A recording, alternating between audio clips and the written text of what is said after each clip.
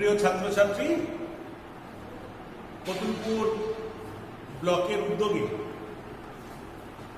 দশম শ্রেণীর ছাত্রছাত্রীদের জন্য যে ই ক্লাসের ব্যবস্থা হয়েছে তাতে আমরা এখানে এসে উপস্থিত হয়েছি। আমি সৈকত রায়, সহশিক্ষক, তাজপুর রামচরণ উচ্চ বিদ্যালয়। আজ আমি আলোচনা করব দশম শ্রেণীর ব্যাকরণে বাক্য পরিবর্তন। দেখো, বাক্য হচ্ছে ভাষার বৃহত্তম একক। তাহলে ভাষার ক্ষুদ্রতম একক কি? ক্ষুদ্রতম একক হচ্ছে ধ্বনি। কতগুলো ধ্বনির সমন্বয়ে গড়ে ওঠে শব্দ, আর কতগুলি শব্দ বা পদের সমন্বয়ে গড়ে ওঠে বাক্য। তাহলে বাক্য কি? বাক্য হচ্ছে অর্থযুক্ত পদ সমষ্টি। অর্থযুক্ত পদ সমষ্টি। একটু খেয়াল করো, শব্দের পর শব্দ সাজালেই কিন্তু বাক্য হয় না। যেমন শব্দের পর শব্দ সাজালে কবিতা হয় না। যদি শব্দের পর শব্দ সাজালে কবিতা হয়ে যেত, তাহলে আমরা প্রত্যেকেই কবি হয়ে যেতাম, কেউ অকবি থাকতাম না। আচার্য বিশ্বনাথ কবিরাজ তার সাহিত্য দর্পণ নামক গ্রন্থে সার্থক বাক্য হতে হলে তিনটে গুণাবলীর কথা বলেছে। কি কি? একটু খেয়াল করো। যোগ্যতা, আকাঙ্ক্ষা, আসক্তি। বাক্যের যোগ্যতা কি? বাক্যের যোগ্যতা হচ্ছে বাস্তব ক্রম, বাস্তব অর্থ। আমি যদি বলি সূর্য পশ্চিম দিকে ওঠে, তাহলে কি সেটা বাক্য হবে? না। ভারতের দক্ষিণ দিকে হিমালয় পর্বতমালা অবস্থিত, বাক্য হবে না।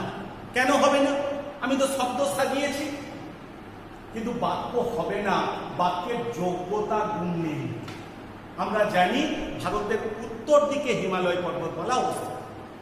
তাহলে যোগ্যতা হচ্ছে সেটাই যার বাস্তব অর্থ থাকতে হবে, বাস্তব ভিত্তি থাকতে হবে। আকাঙ্ক্ষা, আকাঙ্ক্ষা হচ্ছে বক্তা যা বলছেন আর শ্রোতা যা শুনছেন, সেই শ্রোতার মনোভাবটা স্পষ্ট হতে হবে। শ্রোতার আকাঙ্ক্ষাটা পরিতৃপ্ত হতে হবে। আমি যদি বলি আমি কাল কলকাতা, বাক্য হবে না। শ্রোতার মনোবাসনা পূর্ণ হলো কি? হল। আর আসক্তি কি? আসক্তি হচ্ছে পদক্রম, ঠিক মতো সাজানো। হিমালয় উত্তর দিকে ভারতের অবস্থিত।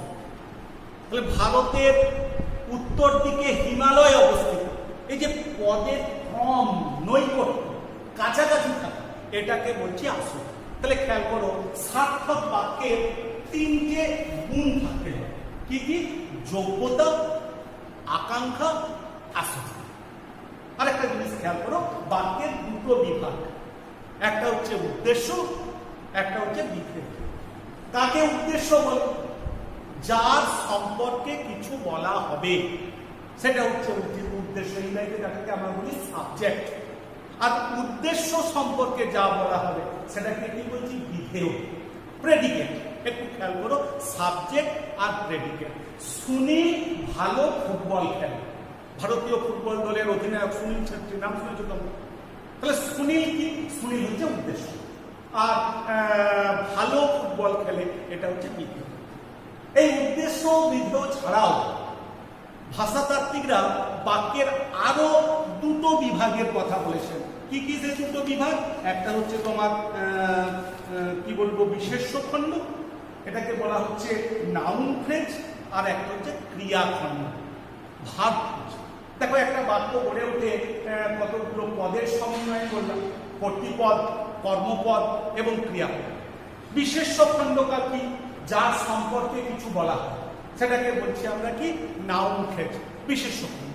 একটু খেয়াল করো। আর ক্রিয়াখণ্ড অর্থাৎ কাজ করা অর্থে যেটা ব্যবহৃত হয় সেটাকে কি বলছি আমরা? ক্রিয়া। নবীন পড়ছে, ক্রিয়াখণ্ড কোনটা? পড়ছে। আর নবীন কি? নবীন হচ্ছে বিশেষ্য খণ্ড। এই ক্রিয়াখণ্ড, বিশেষ্য খণ্ড এবং ক্রিয়া বিশেষণ খণ্ড, অ্যাডভার্বাল ফ্রেজ। এই ক্রিয়া বিশেষণ খণ্ড হচ্ছে কি? যে খণ্ড বাক্যটি বাক্যের মূল ক্রিয়াকে বিশেষিত মূল ক্রিয়াকে যেটা বিশেষিত করে সেটা কি, সেটাকে বলছি আমরা কি ক্রিয়া বিশেষণ। একটু খেয়াল করো, গঠনগত দিক থেকে আমরা বাক্যকে তিনটে ভাগে ভাগ করতে পারি। দেখো, সরল বাক্য, জটিল বাক্য, যৌগিক বাক্য। কাকে সরল বাক্য বলে? সিম্পল সেন্টেন্স, একটা উদ্দেশ্য একটা বিধেয়। বিধেয় অংশে কি থাকে? সমাপিকা ক্রিয়া। রাম ভাত খায়, আমি স্কুলে পড়ি, অর্থাৎ যেখানে একটা উদ্দেশ্য আর একটা বিধেয় থাকবে সেটাকে কি বলবো? সেটাকে বলছি আমরা সরল। জটিল বাক্য কি? একটা মূল বাক্য আর একাধিক খণ্ড বাক্য। একাধিক খণ্ড বাক্য যেখানে থাকবে, যেটাকে আমরা বলছি ইংরেজিতে যেটাকে বলা হচ্ছে ফ্রেজ, ক্লজ। ক্লজটাকে বলছি আমরা খণ্ড বাক্য। একটু খেয়াল করো, তাহলে একটা আর এই জটিল বাক্যে যদি যদি, যখন তখন, যে সে, এগুলো ব্যবহৃত হয়।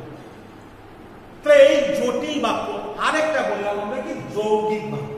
যৌগিক বাক্য মানে যেটা দুটো সরল বাক্য, দুটো সরল বাক্যকে এবং কিন্তু অথবা নতুবা ইত্যাদি সংযোজক বা বিয়োজক অব্যয় দ্বারা যুক্ত করা হয়। লোকটি দরিদ্র কিন্তু সৎ। তাহলে দুটো সরল বাক্যকে যখন আমরা ওই সংযোজক বা বিয়োজক অব্যয় দ্বারা যুক্ত করব, সেটাকে কি বলবো? সেটাকে আমরা বলবো যৌগিক বাক্য। তাহলে দেখো, গঠনগত দিক থেকে আমরা বাক্যের তিনটে বিভাগের কথা বললাম: সরল বাক্য, জটিল বাক্য, যৌগিক। সরল বাক্য ইংরেজি কি? Simple sentence. জটিল বাক্য কমপ্লেক্স সেন্টেন্স। আর যৌগিক বাক্য কম্পাউন্ড সেন্টেন্স। এরপর দেখো, অর্থগত দিক থেকে পশ্চিমবঙ্গ মধ্যশিক্ষা পর্ষদ আমাদের বাক্য পরিবর্তনের যে সিলেবাস নির্দিষ্ট করেছেন, সেখানে অর্থগত দিক থেকে বাক্যকে আমরা 9টা ভাগে ভাগ করব। কি কি? প্রথমে দেখো নির্দেশক। 2 নম্বর বলছি আমরা ইতিবাচক মানে হ্যাঁবাচক অ্যাসার্টিভ সেন্টেন্স, আর নাবাচক। নির্দেশক বাক্যেরই দুটো বিভাগ আমি আলাদাভাবে লিখেছি, নাবাচক, নেতিবাচক। তারপর দেখো প্রশ্নসূচক। 5 নম্বর বললাম অনুজ্ঞা সূচক বাক্য। 6 নম্বর প্রার্থনা সূচক বাক্য। 7 নম্বর সন্দেহবাচক। 8 নম্বর আবেগ সূচক। আর 9 নম্বর দেখো শর্ত সাপেক্ষ। প্রথমেই আমাদের দেখো 1 নম্বর কি আছে? নির্দেশক বাক্য। নামটা শুনেই বুঝতে পারছি যে যা কিছু নির্দেশ করা, হ্যাঁ বা না, হ্যাঁ বা না বোঝা, সেটাকে আমরা বলছি নির্দেশক বাক্য। সাঁতার জানলে কোনো ভয় নেই। খেয়াল করবে, দুটো জিনিস শিখলে কখনো ভোলা যায় না। একটা হচ্ছে কি বলতো? একটা হচ্ছে সাঁতার, আর একটা হচ্ছে সাইকেল।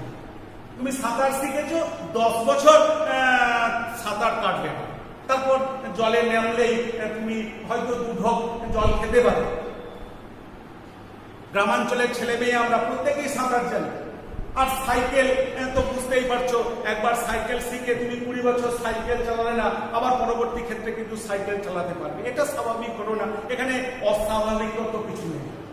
হয়তো একটু পড়ে যেতে পারো, হ্যান্ডেল একটু বেঁকে যেতে পারে। কেউ আসে না দিব সাইকেল চালাতে গিয়ে একটু হোঁচট খায়নি, একটু পায়ে লাগেনি, একটু পা ছিঁড়ে যায়নি, বা সাঁতার কাটতে গিয়ে 2 ঢোক জল খায়নি, এটা তো হতে পারে না। তাহলে সাঁতার জানলে কোনো ভয় নেই। 2 নম্বর দেখো ইতিবাচক বাক্য, হ্যাঁ বাচক, অ্যাসার্টিভ সেন্টেন্স। ইতিবাচক বাক্য হচ্ছে সেই বাক্য যেখানে সবকিছু তোমার কি বলবো, অস্তিত্ব থাকা বা অস্তিত্ব বোঝায়, হ্যাঁ বোঝায়। বাঙালিরা মাছ ভাত খেতে ভালোবাসে, বাঙালির খুব প্রিয়। বাঙালি খেতে ভালোবাসে, বাঙালি ঘুমোতে ভালোবাসে, তাই বাঙালিরা মাছ ভাত খেতে ভালোবাসে। এটাকে কি বললাম? এটাকে আমরা বলছি অস্তিত্ব সূচক বাক্য, হ্যাঁ বাচক। এরপর দেখো না বাচক। নামটা শুনেই বুঝতে পারছি নেগেটিভ, নেগেটিভ সেন্টেন্স, অর্থাৎ না সূচক বাক্য যেখানে কোনো কিছুর অস্তিত্ব অস্বীকার করা হয়। অর্থাৎ বাঙালি আড্ডা ছাড়া বাঁচতে পারে, এটা খুব প্রিয়। বাঙালি আড্ডা ছাড়া বাঁচতে পারে না। মাতৃঋণ কোনোদিন শোধ করা যায় না। শোধ করা যায় কি গো? না, মাতৃঋণ কখনো শোধ করা যায় না। মায়ের দুধের ঋণ কখনো শোধ করা যায় না। তাহলে না বাচক বাক্য যেখানে নেগেটিভ দিক, অস্তিত্বকে অস্বীকার করা হয়, সেটাকে কি বলছি আমরা? নেতিবাচক। দেখো 4 নম্বর প্রশ্নসূচক। জিজ্ঞাসা করা, জানতে চাওয়া। একটু খেয়াল করবে, প্রশ্নসূচক বাক্যের শেষে জিজ্ঞাসার চিহ্ন বাধ্যতামূলক। জিজ্ঞাসার চিহ্ন না থাকলে কিন্তু প্রশ্নসূচক বাক্য হয় না। তুমি কলকাতার কোথায় থাকো? এবারে পুজোয় বেড়াতে যাবে কি? একটু খেয়াল করো, এই যে কি বানান, কখনো দেখবে কয়ে হস্যই হয়, কখনো কয়ে দীর্ঘই হয়। কখন হস্যই হয় বলো তো? কয়ে হস্যই হয় তখনই যখন কি বলবো, যার উত্তর হ্যাঁ বা না বাচক হয়। হ্যাঁও হতে পারে, নাও হতে পারে। তোমার মা মিষ্টি খাওয়াবেন কি? এই কি বানানটা কিন্তু হস্য, খাওয়াতেও পারেন, নাও খাওয়াতেও পারেন। আবার দেখো, সীতার অপর নাম জানো কি? যখন হ্যাঁ বা না বোঝাই না, তখন কিন্তু কি হয়, দীর্ঘ হয়। দেখো আমাদের পরের অনুজ্ঞা সূচক বাক্য। অনুজ্ঞা মানে কি? আদেশ, অনুরোধ, উপদেশ। অর্থাৎ যে বাক্যে আদেশ, অনুরোধ, উপদেশ ইত্যাদি বোঝায় তাকে বলছে কি, অনুজ্ঞা সূচক বাক্য। এই রাস্তা দিয়ে যেও না, নিষেধ করা হচ্ছে, অনুরোধ করা হচ্ছে, একটা গান শোনাও। তাহলে দেখো অনুজ্ঞা মানে কি? অনুজ্ঞা মানে বললাম আদেশ, উপদেশ, অনুরোধ যেখানে বোঝায় সেটাকে কি বলছি, অনুজ্ঞা সূচক বাক্য। 6 নম্বর প্রার্থনা সূচক বাক্য। মানে বুঝতে পারছো, যে বাক্যের মধ্যে ইচ্ছা, প্রার্থনা, আকাঙ্ক্ষা ইত্যাদি বোঝানো হয় তাকে কি বলছি, তাকে বোঝানো হচ্ছে প্রার্থনা সূচক। এদেশের বুকে 18 আসুক নেবে, অর্থাৎ প্রার্থনা জানানো হচ্ছে। এদেশের বুকে 18 আসুক নেবে। 18 কিসের প্রতীক? যৌবনের। দেখো তাহলে যেখানে প্রার্থনা, ইচ্ছা জানানো হচ্ছে সেটাকে কি বলছি, প্রার্থনা সূচক। এরপর দেখো সন্দেহবাচক। সন্দেহ মানে বুঝতে পারছো, বোধ হয়, হয়তো, যেন, বুঝিবা, এগুলো যেখানে বোঝানো হয় তাকে বলছি সন্দেহ, সংশয় বা অনুমান প্রকাশিত হচ্ছে, তাকে কি বলছি, সন্দেহ সূচক। তোমার বুঝি জ্বর? তাহলে দেখো সন্দেহ মানেই হচ্ছে ওই সংশয়। কখন আমাদের মনে সংশয় জাগে? যখন আমরা ঠিক মতো বুঝতে পারি।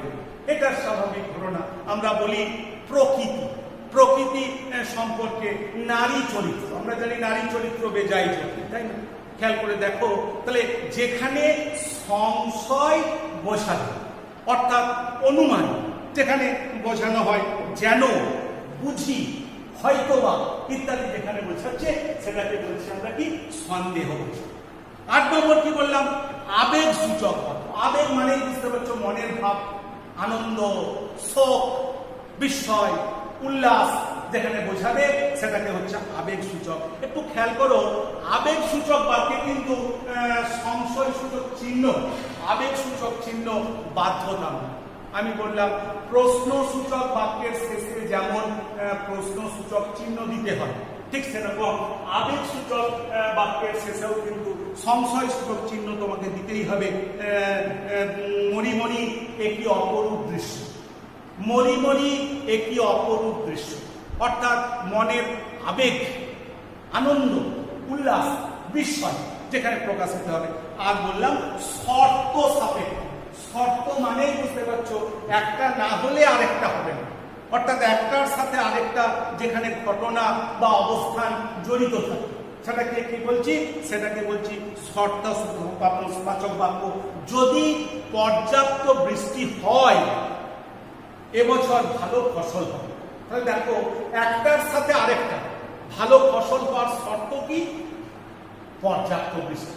তাহলে আজকে আমরা যে বিষয়গুলো জানলাম, বাক্যের সংজ্ঞা পেলাম, বাক্যের দুটো বিভাগ পেলাম, সাবজেক্ট প্রেডিকেট, এছাড়াও আমরা বিশেষ্য খণ্ড, ক্রিয়াখণ্ড, ক্রিয়া বিশেষণ খণ্ড পেলাম, বাক্যের 3টে আবশ্যিক শর্ত পেলাম, যোগ্যতা, আকাঙ্ক্ষা, আসক্তি, যেটা না হলে বাক্য হয় না। এরপর দেখো আমরা বাক্যের দুটো বিভাগ পেলাম। একটা হচ্ছে গঠনগত দিক থেকে বাক্যকে কভাগে ভাগ করা যায়, 3 ভাগে, সরল বাক্য, সিম্পল সেন্টেন্স, জটিল বাক্য, কমপ্লেক্স সেন্টেন্স, আর হচ্ছে যৌগিক বাক্য, কম্পাউন্ড সেন্টেন্স। এরপর অর্থগত দিক থেকে আমি 9টা ভাগে ভাগ করলাম বাক্যকে। নির্দেশক বাক্য, যেখানে কোনো কিছু নির্দেশ করা হচ্ছে, ইতিবাচক হ্যাঁবাচক বাক্য, নেতিবাচক নাবাচক বাক্য, প্রশ্নসূচক, যেখানে কোনো কিছু জানতে চাওয়া হবে, জিজ্ঞাসা চিহ্ন কোথায় হস্তই হয়, কোথায় কিন্তই হয়, ক্রিয়া করে। অনুজ্ঞাসূচক, অনুজ্ঞা মানে কি বললাম, আদেশ, উপদেশ, অনুরোধ। প্রার্থনা, মঙ্গল প্রার্থনা, ঠিক আছে, যেখানে কোনো কিছু কামনা। সন্দেহবাচক, সংশয় যেখানে জাগবে। আবেগ সূচক, মনের আনন্দ উল্লাস ইত্যাদি যেখানে প্রকাশিত হয়। আর হচ্ছে শর্ত সাপেক্ষ, একটার সাথে আরেকটা জড়িত। আরেকটা বিষয় আমরা খেয়াল করো, বাক্য পরিবর্তন। সরল বাক্য থেকে যৌগিক বাক্যে, যৌগিক বাক্য থেকে জটিল বাক্যে। এখানে দুটো বিষয় আমাদের খুব জরুরি। একটা হচ্ছে ভাষার পরিবর্তন চলবে না।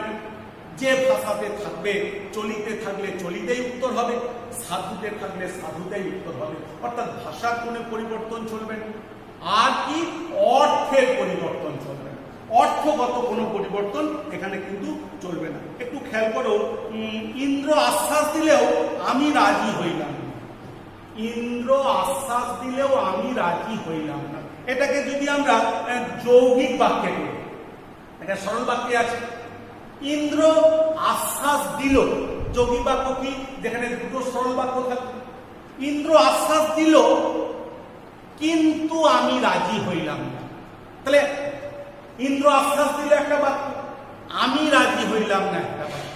কি দিয়ে যোগ করেছি? কিন্তু দিয়ে। তাহলে খেয়াল করো, ভাষা যে ভাষাতে আছে সাধু ভাষা, সাধু ভাষাতেই লিখলাম। আর কি, অর্থের পরিবর্তন চলবে না, এটা খেয়াল করতে হবে। ইন্দ্র আশ্বাস দিল কিন্তু আমি রাজি হইলাম না। আবার দেখো, মৃত যারা তারা এই পৃথিবীতে কখনো ফেরে না। কি বাক্যে আছে? জটিল বাক্য। মৃত যারা তারা এই পৃথিবীতে কখনো ফেরে না। সরল বাক্যে কি হয়? মৃতেরা, মৃতেরা কখনো এই পৃথিবীতে ফেরে না। তাহলে খেয়াল করো, ভাষার পরিবর্তন চলবে না। আর কি, অর্থের পরিবর্তন চলবে না। যে অর্থটা ছিল উত্তরেও সেই একই অর্থ তোমাকে আনতে হবে। আবার দেখো, ছিল সে ছিল নির্দোষ, সে ছিল নির্দোষ। আমি নাবাচক বাক্যে কি করব? সে দোষী ছিল না। নির্দোষ মানে কি? নয় দোষী। তাহলে সে নির্দোষ, সে দোষী ছিল না। তাহলে বাক্য পরিবর্তনের ক্ষেত্রে আমাদের কিন্তু দুটো বিষয় খেয়াল করতে হবে। এক নম্বর হচ্ছে ভাষার পরিবর্তন চলবে না। সরল থাকলে সরল, আবার তোমার সাধু থাকলে সাধুতে, আবার চলিত থাকলে চলিতে। আর কি, অর্থের পরিবর্তন চলবে। তাহলে এই বিষয়গুলো আমাদের কাছে স্পষ্ট হয়েছে। বাক্য পরিবর্তন, আমরা কিন্তু বাক্য পরিবর্তনের সংজ্ঞা, শ্রেণীবিভাগ এবং বাক্য পরিবর্তন কিভাবে করতে হয় সেগুলো দেখলাম। ঠিক আছে, ধন্যবাদ।